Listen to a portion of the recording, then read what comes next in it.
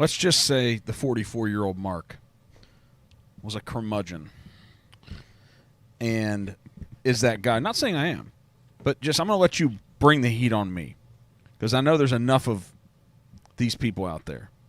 You got to get off the couch and go do something. You got to get out of the chair and quit playing the video games and go do something like when I was a kid. We had a quest of the day. We have quests every day. It's like a question, basically, or a challenge or whatever. Yesterday's was, what would you say to somebody who says playing video games is a waste of time? No, I didn't say that. We're talking about somebody else. Oh, what would you say if some random, let's go with that question. Random 44-year-old curmudgeon says video games are a waste of time? Most of the responses were, that's fine. You have your thing, I have my thing. Like, that's cool. Don't even need to get into it. But I agree with that. It's like, do you watch a lot of TV? No. No? No. Do you watch a lot of sports? No. What do you do with your free time? I work on making myself better. All right. I work at my job. I work at multiple things I have going on, whether it's personal development and finance. You don't take any breaks? You don't do anything for yourself?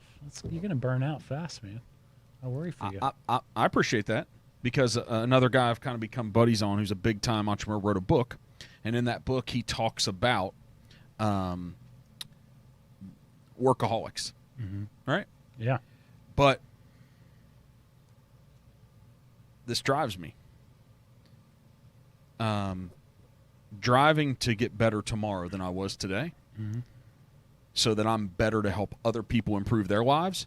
That really does. I don't care how that seems or what. That's really a drive for me. Yeah. The better I can become, and I just know the more time that I spend on me, whatever that is. It could be playing games. It could be a development. But the more time I spend on self-improvement for me, if I'm leading others, the better I'm going to be to lead them, to help them achieve whatever. And maybe they end up being a gamer. Maybe they end up being some other type of entrepreneur. But I'm not sitting here and championing that my way is the right way. Yeah. But in asking the question that, hey, what do you do?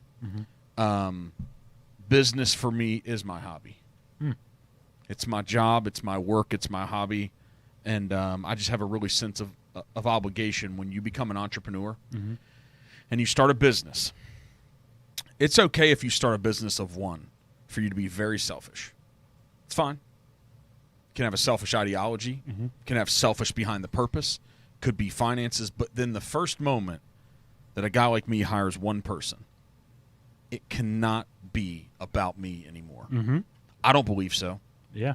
And so with that, it drives me to put every extra free moment I have into making the thing I'm involved in better. Yeah, that's cool. That's admirable. Well, that's just that's what drives me. For me, it's consistency, not intensity. So what about both? Burnout. Because then you burn out. Okay, yeah, that's right. I'm not arguing that. Like I want to be better every day. Yeah. Get a little better every day. I could get a lot better every day.